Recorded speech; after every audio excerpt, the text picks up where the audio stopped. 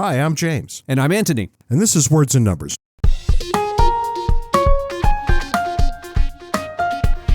Brought to you by the fine people at CACI, the Center for American Culture and Ideas. Ant, what's new and exciting in your world this week? Well, a couple things. This past week, I was at Samford University giving a couple of talks there. Our friends Art Carden and Joy Buchanan are there. And the university is, I don't know the exact number they told me and I've forgotten, but I got the sense it's like a larger end of the small schools, maybe a couple thousand students, something like that. I was having the conversation that I do with so many academics of how badly are you observing the decline in student quality and the response of the administration. The whole thing, you and I have talked about this a number of times. But what's surprising was their answer. They said no, they aren't having a major problem. In fact, Samford across the board are pretty rigorous about their standards to which they hold the students. And then I expected the next sentence to be, yeah, and our enrollment is down, X percent. And they said, no, their enrollment's actually rising. Samford is a religious school. Now, I came from Duquesne University, which was a religious school, but Duquesne was more in name only. Samford is a serious Christian school. And it got me wondering, is it the case that schools that are doing better in terms of attracting students, maintaining rigor, is it the case that they have this thing in common, that there's some reason that the students are going there, some compelling reason apart from the academics? Well, that's interesting that you would put it that way, right? I'd never really thought of it in exactly those terms, but I think I can shed a little more light on this because I have also gone to Samford and I was very impressed by it. Yeah. Very impressed. But there are two other liberal arts colleges that you and I have been to that were equally impressive in other ways, and those would be Hampton-Sydney and Wabash. Yes, I was going to mention Hampton-Sydney. You're absolutely right, yeah. And both Hampton-Sydney and Wabash are all male schools. Mm-hmm. So there is something different about them, too. They're not religious, but there is something about them that is very, very different. Yeah, you and I have had a college in common that has or had the opportunity to distinguish itself in a way like this and chose not to, actually chose to try and be the same as all the other four-year schools. Yep, and it will be one of the first to shut down. Yeah. But that's for another day. I was thinking this past week, it would be interesting to have you and me and several of our academic friends, some retired, some still in, to have a no-holds-barred talk about the state of higher education. I want a wide enough variety that listeners are comfortable that they're hearing all sides of the issue. Yeah, it could be a good time. I'd be interested. So let's put a pin in that and figure out how to make that happen. Before I let go of the mic, let me mention one thing that I ran across today, came in the email. This is from Amazon. You may have heard of this. It was news to me. Amazon One Medical. Have you heard of this? Oh, sure. Ant, I've heard of everything medical. Where I have you been? never heard. Amazon is getting into medical, healthcare. It's the general practitioner stuff. So you got a sore throat or something like that, you go to them. But it seems to be like, there's a membership, $100 a year, or you can pay on a menu basis. It's all the general practitioner stuff. You should go see if you can find one of those doctors to come on and talk about it. It fascinates me. My guess is that they won't be allowed to, but you never know. Yeah, but who would have thunk that Amazon, well, it makes perfect sense now I think about it, but who would have thought Amazon would come to the rescue when it comes to medical care? Well, when they started having prescription drug options, I kind of saw this coming. Yeah. So we'll see how it all plays out. But Ant, I want to talk about, and I should mention that this is not the foolishness of the week. This is an ongoing thing. You've got multiple foolishnesses. Well, people on Twitter have been asking, and notice how I still call it Twitter. I can't seem to call it X no matter what I do. People on Twitter are asking how it is that I even choose a foolishness of the week. I saw someone say something about that, yeah. it's just such a target-rich environment that how do you narrow it down? And I said, well, it's gotten both much, much easier and much, much harder. Yeah. And that's about where we are. But every week I seem to have two things that could easily be the foolishness of the week. And I start with one, which is a callback to something I've talked about a number of times. You're probably sick of hearing about it. But do you remember that clown who got himself a rifle and went to that pizzeria in Washington, D.C. to free the kidnapped children who were in the basement? And it turns out there were no children and there was no basement, but there was a pizzeria. And I keep saying that when you say this kind of nonsense, that a certain kind of person is going to grab hold of it sooner or later and do some real damage. And this is the guy. His name was Edgar Madison Welch. This is the guy who did that damage. Now, luckily, he didn't shoot a person when he was there, although it seems to have been his plan. But if you fast forward to last month, Edgar Madison Welch was a passenger stop in a traffic stop in a town called Kannapolis, wherever the hell Kannapolis is. And he pulled a weapon on the police officers who pulled him over, and they promptly shot him dead in the front seat of the car. Yeah. And I just think, this, for those of you out there who said, well, maybe there was something to the pizza thing, well, this is the guy you were saying maybe was right. Yeah.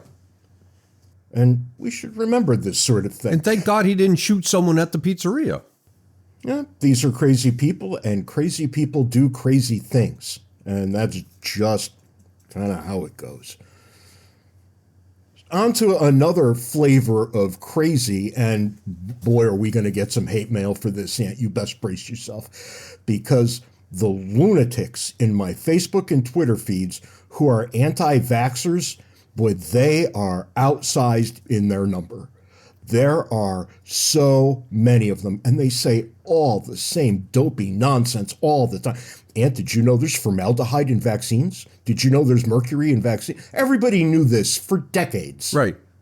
There are reasons for that. They make it sound like some evil scientist somewhere said, what can we stick in the vaccines that'll really harm lots of people? It's just ridiculous. Well, but that's the thing. If you drill down on, okay, what's the motivation behind the behavior you're claiming? You don't get anything other than they're just evil. Well, it's in their interest to keep us sick so they can sell us more health care. They never bother answering the question how it is that lifespan keeps increasing. Right? If we were kept sick on purpose, lifespan would flatline or decrease. It wouldn't increase. We're in a strange place because a lot of the things that were labeled conspiracy theories during Trump's first administration, it's indicating that there's something to it. Now, this one, I don't think there's anything to, but the anti-vaxxers, you got to be careful of tainting all the other conspiracy theories that turned out to be correct by appearing to be crazy people about this one. As is often the case, I'm just talking about this. Yeah. Right? So if you're out there and you hear that I'm talking about something that's not this, you're mistaken. I'm talking about this for a reason, because now we have a measles outbreak in the great state of Texas. Of course we do. Yep. And we've got about 100 children with measles in a relatively confined area geographically in the state of Texas. Now, that's a lot. It doesn't sound like a lot, but that's a lot, especially for a disease that we had eradicated through vaccination. Yep. Well, now it's uneradicated. And I did a little bit of digging, and the death rate for those with measles is 1 to 3 for every 1,000. Okay. There it is. Now, individually, the chances of your child dying of measles or being harmed by a vaccine are vanishingly small. But one of the two is growing. Because people have opted out of the vaccines. And soon, and I mean soon, children will start to die from measles in Texas. It's just a numbers game now. Oh, and that's just the start of it. How much longer before polio makes a resurgence? I've been asking that question for a while. Polio is still active in the world. There are places you could go visit, contract polio, and bring it back here. And that will happen. guaranteed. So all I'll say is, and now we wait, which is not the good thing to say at a time like this. I made a comment on a conversation I ran across on Facebook along these lines, and they were talking about the rising incidence of, what is the thing that males get now? Autism. Autism, thank you. The rising incidence of autism and how this came about in the wake of vaccines. I posted what I thought was a reasonable question of, well, is it simply the case that we've diagnosed autism, now we're measuring it? Because they were going back to data in the 1950s. I said, there was no diagnosis of autism in the 1950s.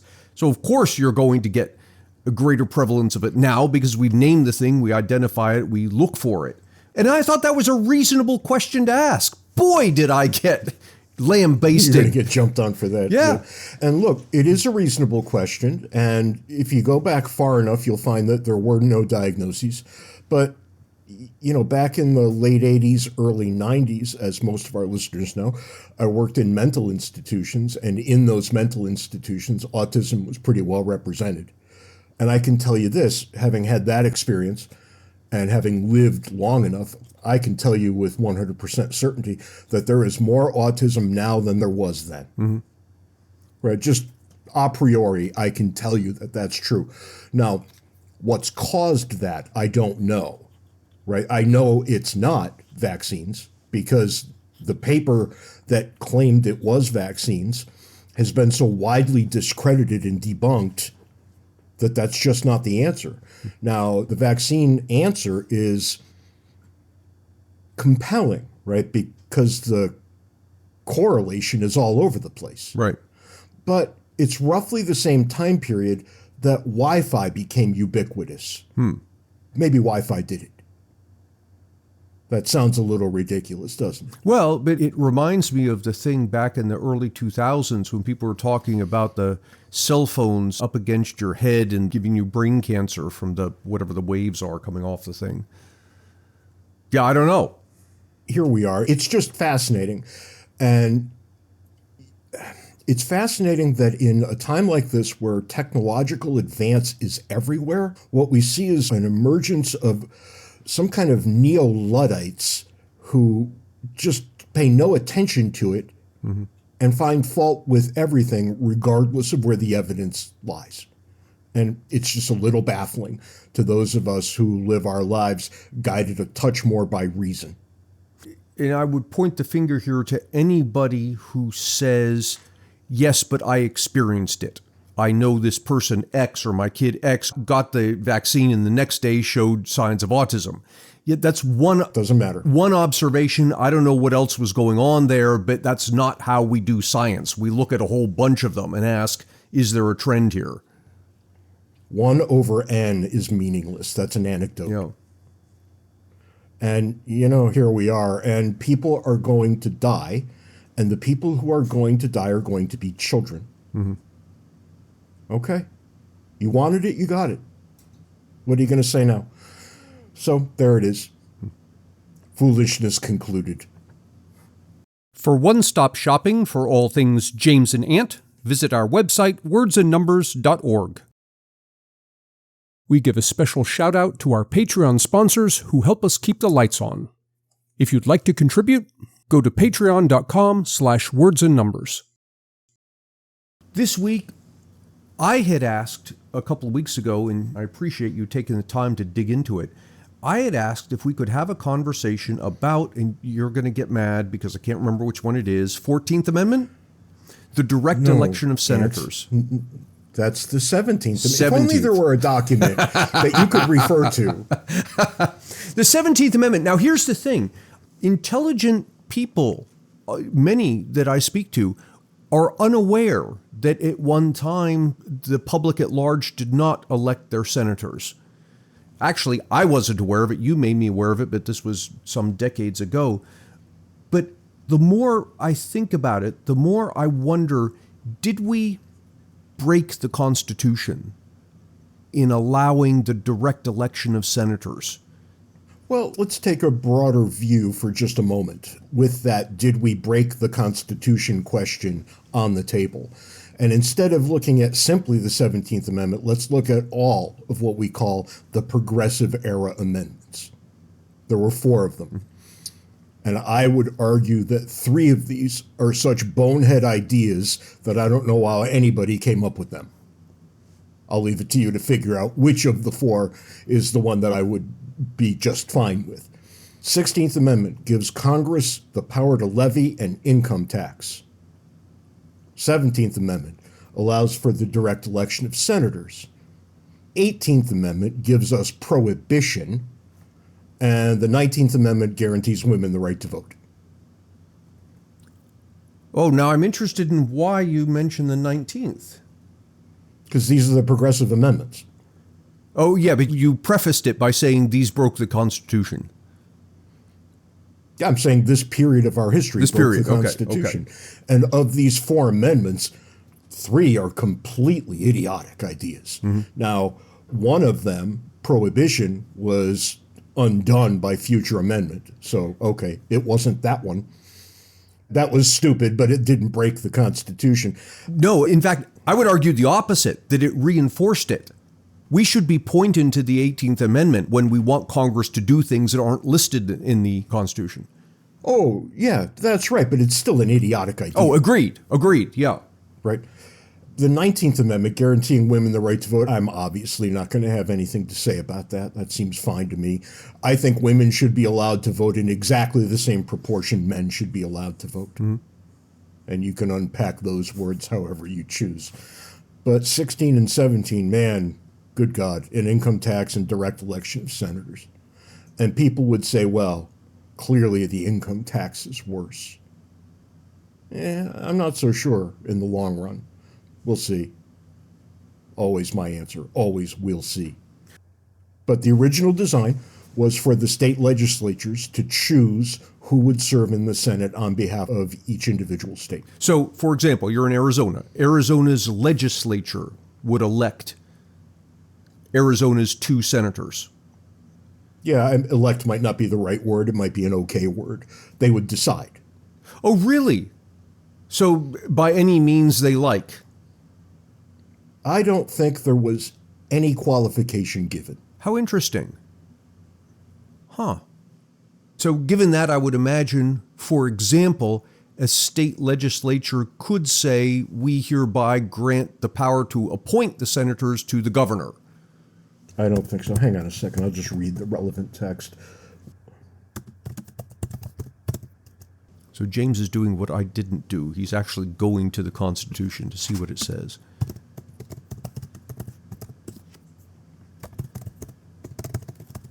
I made the mistake of trying to Google that. It was just idiotic. I'll go straight to the document myself and be done with this.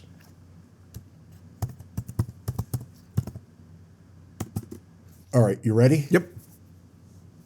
The times, places, and manner of holding elections for senators and representatives shall be prescribed in each state by the legislature thereof. But the Congress may at any time by law make or alter such regulations except to the places of choosing senators. So there you go. It's left at the state.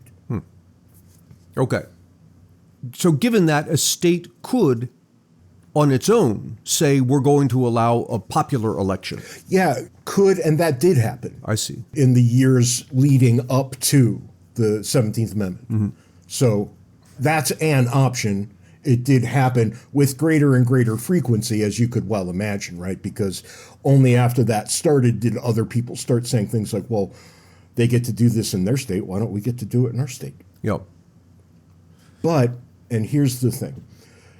You have to remember what the Constitution was designed to accomplish.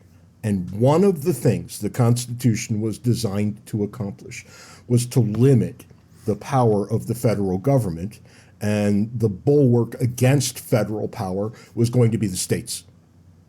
Right? So a number of things were woven into the Constitution, giving states all kinds of authority to do all kinds of different things in order to keep the federal government from becoming unwieldy and overbearing.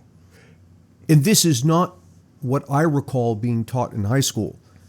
I don't recall any mention of the states, but rather the federal government's power was limited by spreading it across three co-equal branches. It was limited that way too. There were two very distinctly different forms of limitation. One was the bulwark the states would provide. And remember, at the time of the founding, people understood themselves to be citizens of their states first and citizens of the United States well after that, right? People were Virginians, not Americans. And there's an interesting thing, I've talked about it before, in our etymology, the verb used for the United States, the form of the verb to be used with the United States was always the plural. The United States are whatever. Only after the Civil War do you start seeing, and this progresses until the Progressive Era, do you start seeing that shift in language, the United States is. And you might think, well, that's not a big deal, but that's a profoundly big deal. That illustrates what regular people, how they perceive of the government and of the structure under which they live. Yeah. By the time you get through the progressive movement, it's the United States is almost 100% of the time. And that is illustrative of a real shift in thinking. And there's another shift in thinking that happened right along with it at exactly the same time. As the federal government became more powerful, people became less frightened of it, which would baffle the founding generation. They said frequently that you should be very, very, very nervous about federal authority. And why? Well, because you should be very nervous about any kind of authority simply. But the more power you give it, the more frightening it becomes. And power to the federal government is a lot different than power to the state governments, which under the Constitution, pretty much the state governments are given carte blanche. They can do whatever they want. The Constitution limits the federal government. That's right. It was even more so than most people think. Because if you go to the First Amendment, what does it actually say? No state shall, ... establish a law respecting the establishment of religion. That cuts both ways. A state could have a state religion, just as it might not. But the federal government can have nothing to say about it either way. Oh, I see. Okay, so it says the federal government may not... Congress may not do it, say anything one way or the other. That's interesting, yeah, because that's read to be that the government is not to be involved with the church, but that's only at the federal level. So how did we get from there to here? The short answer is we got from there to here with the doctrine of incorporation, something people can go look up if they want, whereby the Supreme Court reads the Bill of Rights through the 14th Amendment. Oh, okay. But that brings up a rather interesting thing when you start thinking about the Supreme Court cases that led to what I would call a rather pernicious doctrine, the doctrine of incorporation. Because what happened prior to the direct election of senators? Well, the Supreme Court, how do you get on the Supreme Court, Ant? You're nominated by a president and approved by the Senate. Right. A bunch of senators chosen precisely because they were going to represent their states in a very strong manner. They're going to choose a certain kind of person to be on the Supreme Court. One who protects state rights. Over time, they did that less and less. States' rights went out the window, and then you get the doctrine of incorporation, among a million other things that never would have been possible under the original design. Right? The Senate was a bulwark against federal encroachment of all kinds. Why? Because everybody in the Senate was chosen by their states precisely because they would be that. So I just want to hit briefly, doctrine of incorporation. Am I correct? The doctrine says that the first 10 amendments apply to the states as well as the federal government? Careful, Ant, careful. Only the amendments the court likes. Right, okay. So not that pesky Second Amendment. No, not that one. Right. Certainly not the 9th or 10th Amendments. So in mentioning the Second Amendment, you've hit upon something that I find strange. That people who are big about the Second Amendment, they're saying, look, I have this right to bear arms and protect myself and all of that, and the federal government should not be imposing any restrictions. But I never hear them saying the next sentence, which is, but by a strict reading of the Constitution, I should be okay if my state imposes those restrictions. By a strict reading, yes, but not by a reading in the world in which we now live. Right. So in other words, you're in this strange place where someone who is a Second Amendment advocate would have to also be an advocate for the doctrine of incorporation. This leads to all kinds of intellectual discomfort for everyone. Right. Yeah. And when you deviate from a founding document with new and novel legal theories, well, this is what's going to happen.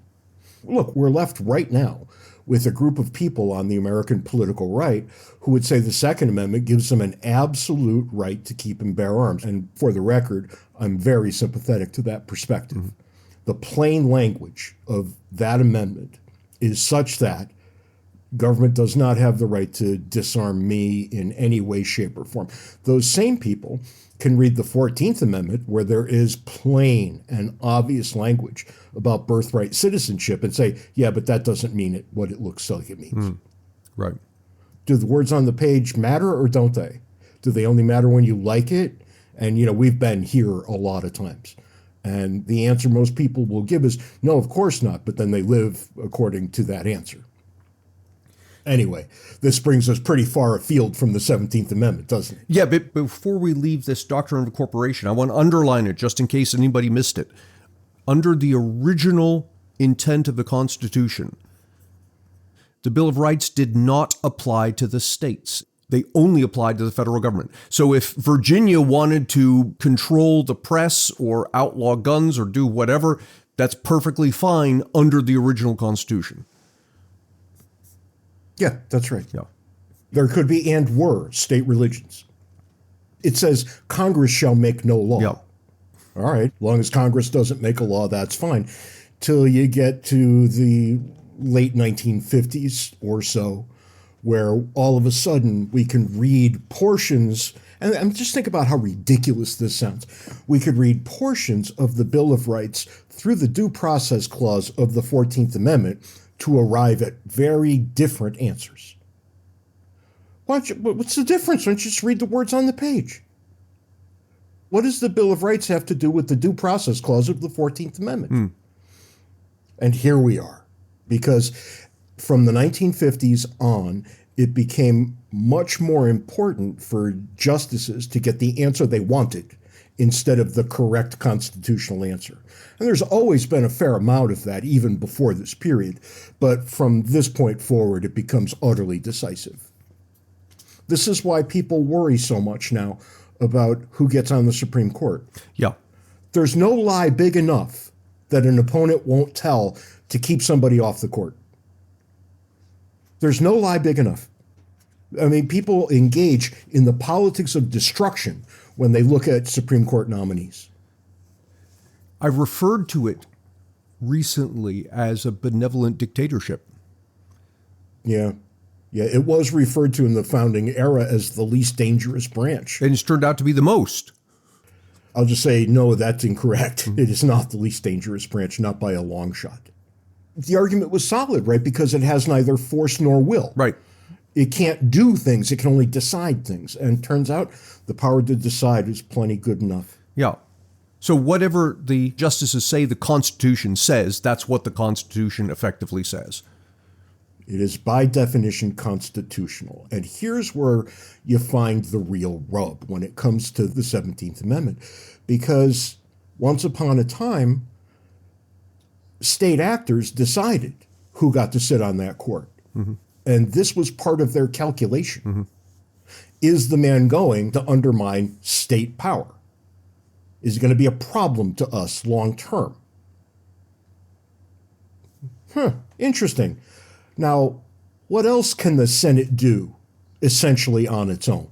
Well, in this case, the complete Senate with the president.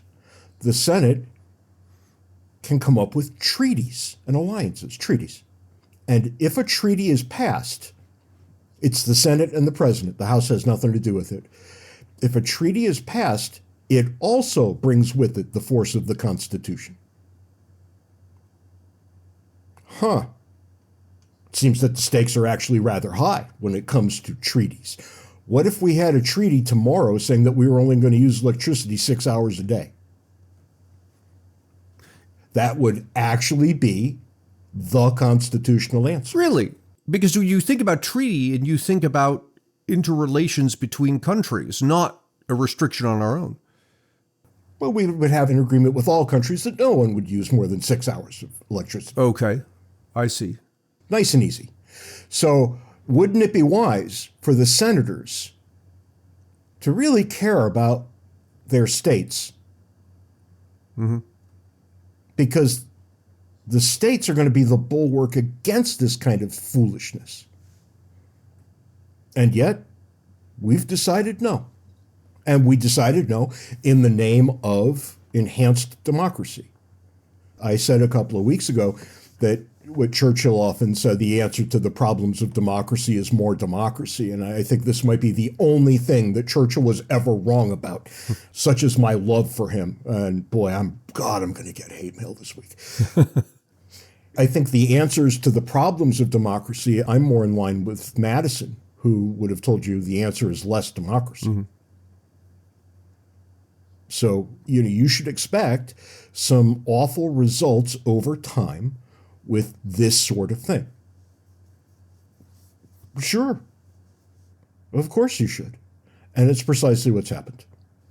Now, someone who's been paying attention to this conversation might come back and say something like, well, you guys are hitting hard on the dangers of federal power and you're arguing that we should return to the era of more state power, but what does it matter? You've just moved the power from one place to another. To which I respond, there's a big difference between federal power and state power.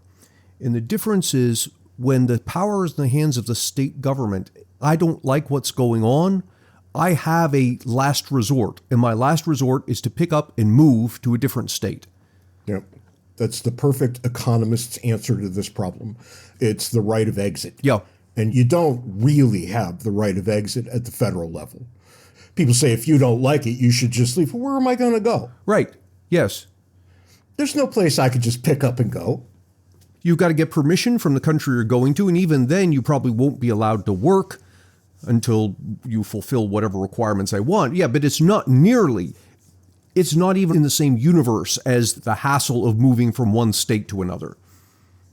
Yeah, and anybody who's moved from one state to another knows it's a bit of a hassle, but it's not really that much of one. God, I've done it tons of times. You've done it too. In the time that I've known you, you've done it. And I would rather not do it, but there's all kinds of great reasons to go ahead and do it. And is it a hassle? Yeah. Is it a deal breaker? No, not by any stretch. And if the neo-Nazi party of Arizona came into power tomorrow in Arizona, I'd leave. I'm not putting up with that. I'd be out of here. So there you go. It matters. So what was the bulwark against federal foolishness in the past? The structure of the government itself. What's the bulwark against federal encroachment now? There really isn't one. Because federalism ceased to exist as a competitive enterprise. Mm-hmm. Federalism, it used to be called dual federalism, and the states and the federal government contested for things. They actually fought it out. Now it's called cooperative federalism, where the federal government decides to do something and the states line up behind to decide how to help, because federal funding comes back to the states for those reasons. What do we need federal funding for? The enhanced vision of legislation that we now have, legislation that touches every part of American life, legislation and regulation. When did we get that? In the same progressive era that we got these amendments. So let's go back to getting these amendments, because the counter argument here is that this was all necessary because of slavery.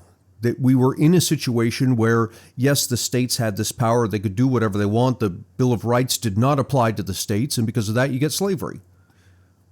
Well, I don't see what that has to do with the 17th Amendment. Well, slavery plays when you think about things like the Civil War amendments, 13, 14, and 15. By the time you get to the progressive amendments, I mean, race gets talked about all the time, but I'm asking about direct election of senators. It's not a racial thing. And I'm speaking more broadly about applying the Constitution to the states, to rolling back state power. Well, the 13th, 14th, and 15th Amendments accomplished that.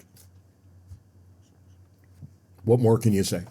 The states ceased to matter the same way they once did in the wake of the Civil War, precisely because of these three amendments. Is that a good thing? Well, it was a necessary thing. I don't see any way around that, which is why today when people say, well, we should do X, my first question is, well, where would that leave for the possibility of things like, oh, I don't know, slavery? Mm-hmm. And if there's an answer that isn't the right one, you have to move on because we've got that in our history. But, we're looking at the 17th Amendment here, and what have we got? The states have ceased to matter, and the federal government, the three branches jealously contesting power. Well, it turns out if you get a case where the legislature finally realizes that it can create a bureaucracy and then put that bureaucracy under the purview of the executive branch, who's going to complain? Mm-hmm. Right? Because the Congress is getting its way and the federal branch gets more authority every time the bureaucracy is increased. And the Supreme Court has just said consistently, yeah, okay, go ahead. Yep. So now there's literally nothing holding back the federal government. There is one thing holding it back, and that's the laws of mathematics, that eventually you get big enough, and we're starting to feel it. You get big enough that you just simply can't borrow more. You can't continue to expand without creating inflation or driving up interest rates or what have you. Yeah, that's right. And in many respects, we're now falling apart at the seams because we just couldn't ever say no. That sometimes no is the correct answer when people want something. And we typically don't say it.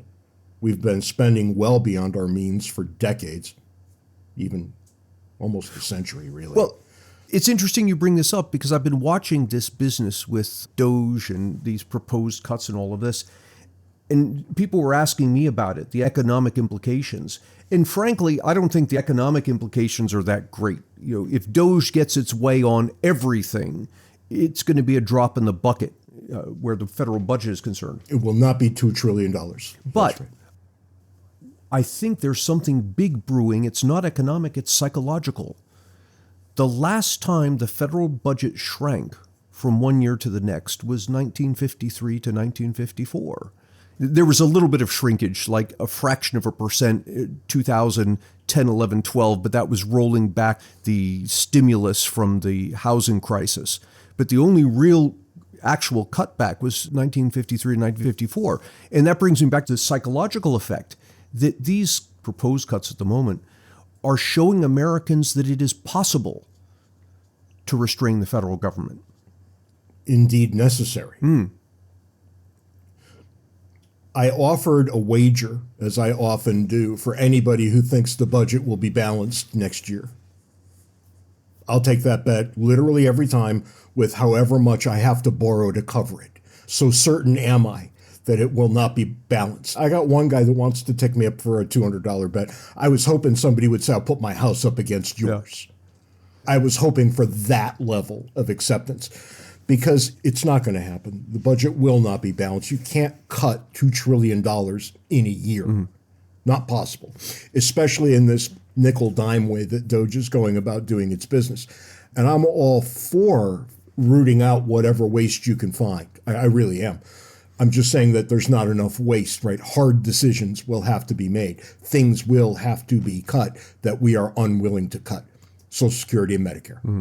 They will have to be cut significantly in order to balance the budget. And until you hear people saying, all right, we've got a majority that's willing to figure out how to cut these programs, you will not have a balanced budget. It's just that simple.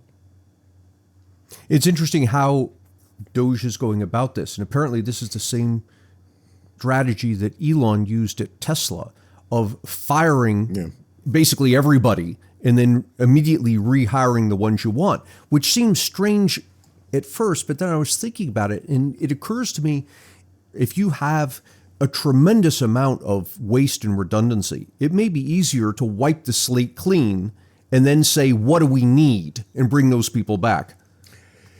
It's the only way to get around the problem of institutional inertia. Yeah. You're going to have this problem. And look, the federal government has become huge. relative to what the founders thought it would be. I mean, it's gigantic. How do you deal with a thing that is gigantic? Literally millions of people work for the federal government. Yeah. What do you do about that? And you'll find that there's not really an easy cut and dry answer. And anybody who's pushing easy answers is lying to you. And, it really is. I say it all the time. It is that simple. Things are always pretty simple. That doesn't mean they're easy. It just means they're not complicated, right? You can understand just about anything if you take an honest look at it. But most people don't bother doing that. Kind of brings us back to where we started, right? We've got a number of people who perceive the world only through a partisan lens, where their team is always right and the other team is always wrong. Well, if that's right, then problems would get solved. And we see that problems never get solved, which should lead everybody to the belief that both sides are wrong. That's the only logical conclusion one can come to when looking at the totality of the problem over time. And they'll instead say, well, it's only bad because that Biden was in charge for 4 years. He made such a mess in 4 years that we can't clean it up in 4 years. Please. And then what's going to happen? The next Democrat will come in and say exactly the same thing. And people will believe it. You shouldn't, but they will. And there we are. Now, what role does the 17th Amendment play in all of this? I think a sneaky one. Because the Supreme Court would have decided any number of cases very, very differently if the Senate was different. Legislation would have looked very, very different, right? Treaties would look very, very different. And when you change a fundamental feature of a system, it takes a long time to see the unintended consequences. And we live with the unintended consequences of the 17th Amendment every day. Because generally speaking, broadly speaking, we live with the consequences of the progressive era every day. And that's all the time we've got this week on Words and Numbers. Until next time, Send us email, wordsandnumberspodcast@gmail.com. try to be nice to one person who doesn't deserve it. Till next week, can't take it easy. See you next week, James.